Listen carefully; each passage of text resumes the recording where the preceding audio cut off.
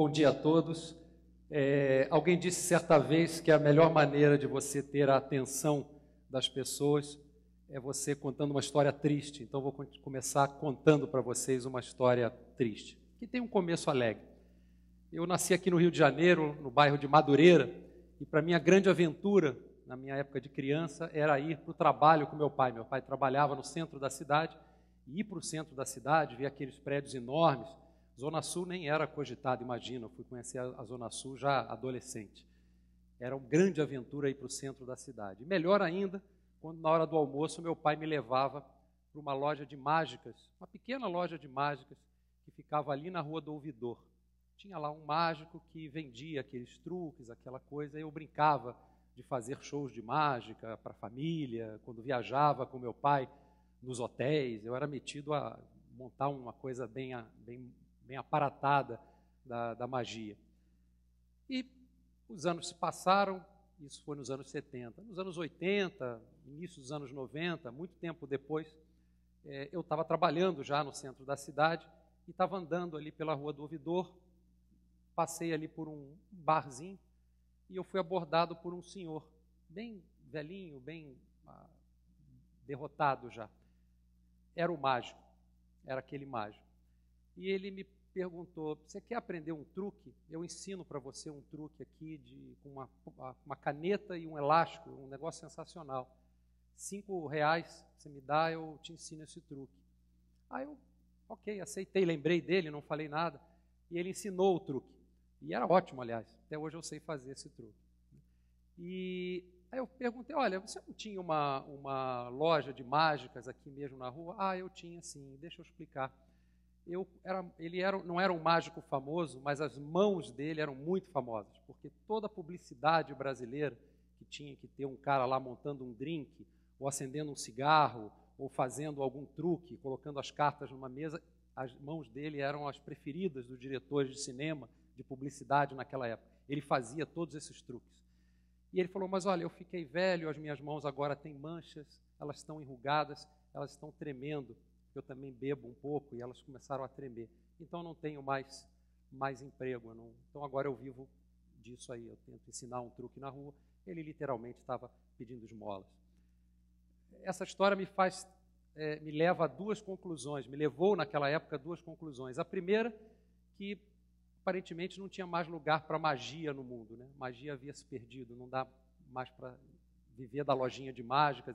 A loja dava prejuízo. Ele não conseguia mais, as crianças não se interessavam mais por aquilo. E a outra conclusão, aquilo era uma percepção que eu tinha, mas uma conclusão séria que eu tomei naquele momento é que não havia mais espaço no mundo para o especialista, o cara que só sabe fazer uma coisa. O mundo estava mudando muito rápido e se você aposta todas as fichas num único talento seu, esse talento pode, às vezes, em função das circunstâncias, não ser suficiente. E essa reflexão aparentemente triste daquele meu momento ali nos anos 80, no início dos anos 90, na verdade traz uma notícia boa, que é o tema central da conversa nossa aqui de hoje. Que eu acho que o mundo está muito diferente daquela época. O mundo está mudado, o mundo tem uma outra dinâmica e a gente vive hoje naquilo que eu poderia chamar de uma renascença, de um renascimento. Eu não chamo de neo-renascimento, porque o neo-renascimento ficou associado ao movimento arquitetônico, era basicamente arquitetônico no final do século XIX. Eu falo mesmo de um renascimento. Nossa, você está falando que esses tempos tão complicados, violentos, confusos, tantas guerras, você é otimista a esse ponto de achar que nós estamos vivendo uma era de apogeu, de um renascimento? Eu sou otimista, sim. E eu queria só lembrar que o renascimento aconteceu no período dos Borgia, onde havia um regime de terror na Itália. Assassinatos, traições, subornos, corrupção, tudo aconteceu e, no meio daquele cenário confuso, a arte floresceu e o conhecimento e a invenção como nunca. E eu acredito, sinceramente, que a gente está vivendo um período exatamente assim nesse momento, um período de renascimento, com algumas vantagens que eu já vou explicar para vocês. Ah, mas você é um otimista louco? Primeiro que eu acho que todo otimista tem que ser meio louco. E segundo, e aí eu vou me servir para explicar isso para vocês, que a gente não consegue. Alguém disse uma vez que o peixe não consegue enxergar o mar, né? Não consegue perceber o oceano, da mesma maneira que nós não conseguimos perceber o ar. A gente está tão inserido naquilo que a gente não consegue ver. Mas o Woody Allen me ajudou com esse conceito, porque fez um filme, uma pequena obra-prima chamada Meia-Noite em Paris, muitos de vocês devem ter visto. A história do filme era pessoas que, em plenos anos 20, em Paris, quando tinha lá o Picasso, o Ezra Pound, os grandes escritores, os grandes pintores, os grandes inventores, cientistas da época, todos morando em Paris, naquela mesma época, e aquela geração foi chamada de a geração perdida.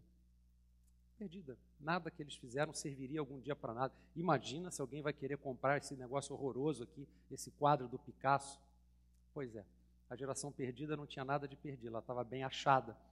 E a graça do filme é que um cara dos dias atuais quer ir para esse tempo, para os anos 20. E ele fica maravilhado com aquele pessoal todo que ele conhece, aqueles grandes artistas, aqueles grandes pintores. Através de uma passagem do tempo ele consegue chegar lá. Só que ele descobre que ao chegar lá, aqueles mesmos artistas e escritores estão querendo fugir daquele tempo para ir para o final do século XIX, os impressionistas, aquilo sim é que era bacana. Esses anos 20 não estão com nada. O bacana era o final do século XIX. Nós somos assim. O ser humano sempre está insatisfeito com a época que vive. Eu proponho vocês a buscar esse otimismo, a entender esse renascimento. Daí a gente usa essa figura aqui, que é, por muito, não é esse o título dessa obra, mas alguns chamam de o homem renascentista.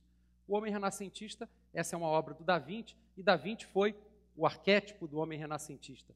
Pintava, desenhava, inventava, era engenheiro, calculava, enfim, artista genial sob todos os aspectos. E eu acho que hoje nós estamos com todas as condições propícias para a gente ter, de novo, homens renascentistas, com duas vantagens. Primeiro, ao contrário da época do Da Vinci, onde o homem renascentista, o homem que fazia um monte de coisas e tinha um monte de talentos, era uma atividade restrita a uma tremenda de uma elite, pouquíssimas pessoas de fato eram renascentistas, os outros estavam trabalhando lá na roça, carregando peso, e, enfim, ou governando, né, mas nada produzindo assim de útil. Mas tinha uma elite que fazia isso. Hoje, a elite somos todos nós. Hoje, todo mundo pode ser um homem renascentista. Essa é a primeira vantagem. A segunda vantagem, hoje nós temos mulheres renascentistas, porque naquela época eram basicamente os homens os renascentistas, os inventores, os cientistas, os pintores. A mulher tinha pouco espaço nessa época. E hoje não, nós temos hoje homens renascentistas, mulheres renascentistas, senhores e senhoras renascentistas, crianças renascentistas. E ninguém é mais renascentista do que a criança. As pessoas hoje estão, de novo, pintando, fotografando e publicando fotos no Instagram, fazendo vídeos, colocando vídeos no YouTube, dirigindo, fazendo coisas, polemizando, escrevendo como nunca nos seus blogs. Tudo isso virou uma realidade. Eu sou de uma geração, a minha geração, geração X, eu sou dos primeiros tempos da geração X, é uma geração que formou um pouco um hiato em relação à passagem do tempo. Todo mundo aqui tem um avô que tocava piano, que era artista ou que pintava, mas os nossos pais, os pais de vocês, já dificilmente, né, tiveram muito envolvimento com arte. Claro que existem as exceções. O foco era o mercado de trabalho, a gente tinha que ganhar dinheiro, a gente tinha que trabalhar, a gente tinha que aprender uma profissão. Esse é o grande conteúdo da minha geração. Não, vamos trabalhar. E nessa de trabalhar, escrever, imagina. A gente manda um e-mail para lá, outro para cá. Quanto tempo a gente ficou sem fazer uma carta? Né? Os meus avós faziam cartas. A minha geração não escrevia cartas umas para as outras e tal. Era basicamente uma coisa muito voltada para o trabalho. Só que isso mudou. As pessoas voltaram a escrever. Olha, escrever, parece que ninguém mais vai escrever, as pessoas vão ver televisão só. E não, as pessoas hoje estão escrevendo como nunca. Volume de coisas produzidas por gente. Olha, crianças de 10 anos, de 12 anos têm blogs, escrevem. Quando que eu pensei que com 12 anos eu ia ficar escrevendo alguma coisa? Né? E então a gente tem aí todas as condições para fazer essa revolução. Essa geração mais jovem, a geração dos meus filhos, me ensinou que era possível ser renascentista, porque eles fazem arte de um jeito que eu nunca imaginei fazer. E eu fui buscar isso daí. Hoje eu escrevo para grandes revistas, eu tenho uma coluna em grandes jornais, eu comento esportes para a televisão e eu também trabalho como diretor de marketing de uma instituição financeira. Mas isso é um detalhe da minha carreira, do que eu faço.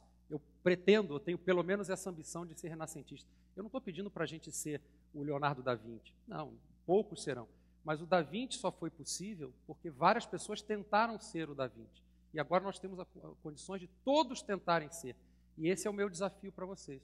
Que vocês tentem ser homens renascentistas, mulheres renascentistas. Que vocês procurem fazer coisas diferentes. Que vocês tentem desenhar, pintar, escrever. Muito bem. Mas aí fica uma ressalva final e que é muito importante. A gente precisa entender o que é arte. Olha, desculpe, não é arte você publicar uma foto do seu cachorrinho pug, de barriga virada para cima, você coçando a barriguinha dele. É muito fofo, é uma gracinha. Eu talvez curtisse essa foto, clicasse lá no botãozinho. Mas isso não é arte. Isso não é fotografar de verdade. Escrever um blog de qualquer jeito, com o que vem à cabeça, sem fazer nenhuma pesquisa, é ótimo. Mas isso não é arte. Um blog bem escrito é arte. Um blog que provoca reflexão é arte. Um filme, um vídeo bem feito, com um propósito, com uma ideia, não precisa estar super produzido, mas que tem uma ideia por trás, é arte. Um vídeo de um cara pulando na piscina, jogando água na meninada lá, nas menininhas de biquíni no meio do churrasco, desculpe, isso não é arte. E nunca será arte. É uma bobagem você imaginar que a arte está sendo popularizada. Não, não. Tem mais pessoas tendo acesso a disciplinas ligadas às artes. Mas para que eles sejam artistas, eles têm que estar dispostos a dar esse passo, a buscar de fato serem esses homens renascentistas. E é esse o meu convite para vocês. Tentem ser bom em mais uma coisa. Não sejam como o mágico, que só sabia fazer mágica. Aprendam a fazer mágica, mas talvez administrar uma loja. Aprendam sejam contadores, mas que sabem cantar. Sejam um ator que também sabe desenhar. Façam, tentem, mas tentem de verdade. Não é sair publicando foto por aí. Ótimo que a gente faça isso. Que bom que hoje tem aí filtros fantásticos que você pode fazer a foto ficar bacana. Muito legal. Qual é o propósito daquilo? Qual é o propósito da arte? O propósito da arte é tentar mudar o mundo. Veja, não é mudar o mundo. Nem todos os artistas conseguem mudar o mundo, mas existe a intenção de mudar o mundo. Esses artistas querem, eles precisam mudar o mundo. Eles querem fazer algo diferente. E fazer algo diferente não é publicar, vejam, estou aqui em Aspen, esquiando, e faz aquela pose. Bacana, isso para mim é quase um exibicionismo, se não for puramente um exibicionismo. É legal, tudo bem, se você está vendo, se você tem ali 20, 30 amigos muito próximos que estão te seguindo no Facebook, bacana, você tem ali algumas fotos suas do teu dia a dia. Mas se você tem 100, 200, 300 seguidores, e a maioria de vocês aqui certamente tem, opa, vocês têm já uma certa responsabilidade, vocês têm um público grande atrás de vocês. Façam coisas legais, publique uma foto que realmente vale a pena, publique uma foto que realmente possa provocar uma reflexão naquelas pessoas. Escreva algo que de fato agregue alguma coisa à discussão. Poste um vídeo que de fato tem algum conceito por trás, tem alguma coisa sendo criada ali. Esse é o grande desafio, é entender o propósito da arte. Então estudem, busquem, desenvolvam os seus talentos. Vocês podem ser artistas, todo mundo pode ser o Da Vinci, ou tentar ser o Da Vinci, ou morrer tentando. Não é feio morrer tentando, feio é morrer medíocre. Morram tentando, tentem fazer isso. Eu não sei pintar, aprenda, seja o melhor pintor que você pode ser, seja o melhor escritor que você pode ser. Você vai descobrir que em alguma dessas disciplinas você vai ser acima da média. Ninguém é absolutamente medíocre em todas as disciplinas. Todo mundo tem um superpoder. Exerça esse superpoder. Busque esse superpoder. Mas busque mesmo. Vai fazer um curso de fotografia. Aprenda com quem sabe pintar de verdade. Repare como alguém dirige um filme e tente entender a lógica que está por trás daquilo. Aprenda a fazer um roteiro. Isso é possível. Hoje tem curso para tudo. Tem especialistas abertos aí disponíveis ajudando vocês. Então, façam isso. Seja, como disse Mahatma Gandhi, seja a mudança que você quer no mundo. Não fique esperando o mundo mudar. Comece a mudar o mundo do jeito certo, que é a partir de você. Da Vinci mudou o mundo não porque ele tentou trazer 1000 pessoas para junto com ele mudarem o mundo. Não, ele mudou o mundo mudando primeiro a si mesmo. Primeiro se modificou, se transformou, se tornou um homem renascentista e aí sim ele foi capaz de fazer diferença no mundo. Então, promovam essa mudança em vocês, sejam homens renascentistas, sejam mulheres renascentistas. E quem sabe, assim, quando todo mundo estiver praticando isso, o mundo novamente não vai ter espaço para um pouco de magia. Talvez numa lojinha lá da Rua do Ouvidor. Muito obrigado.